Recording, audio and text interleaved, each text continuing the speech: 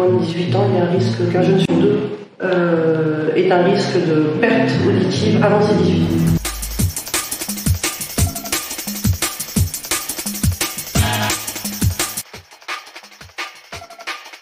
Aujourd'hui, la musique est partout, de nos écouteurs jusqu'aux concerts et festivals enflammés. Mais cependant, notre passion pour la musique n'est pas sans conséquences. Quels sont les effets concrets de cette surconsommation sur nos oreilles? J'ai rencontré Pauline Badi pour y répondre. Elle est membre de l'association Autour des musiques actuelles qui, à travers la pratique de la musique, intègre des politiques de prévention auditive.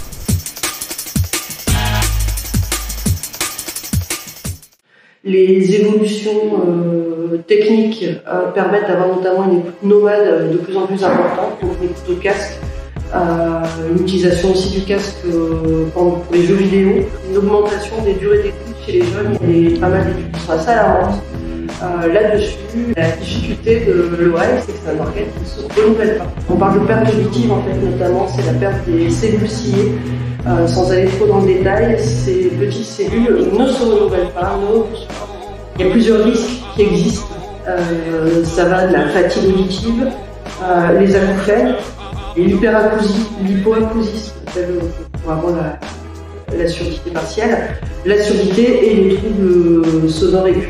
Comme nous venons de le voir, ne pas faire attention à notre santé auditive peut causer des dommages irréversibles pour nos oreilles.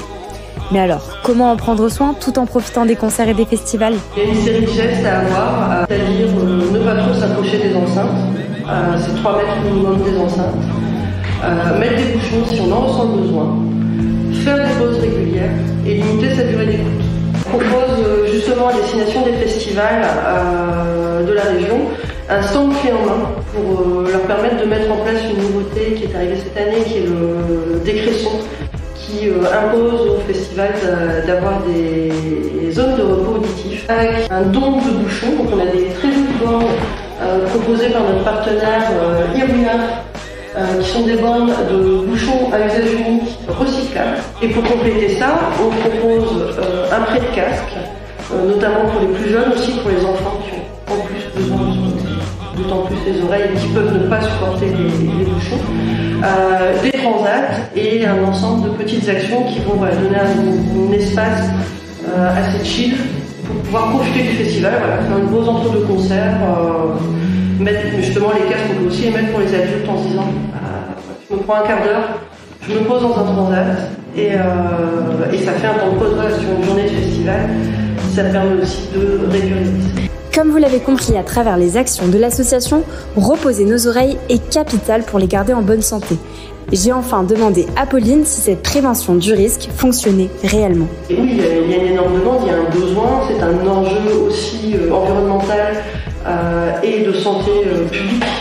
Il faut savoir qu'on est financé par l'Agence régionale de santé Hauts-de-France, la DRAC, les affaires culturelles de Hauts-de-France et la région, pour l'ensemble des actions qu'on mène. C'est aujourd'hui grâce au travail des associations comme Autour des rythmes actuels que la santé auditive est accessible à tous.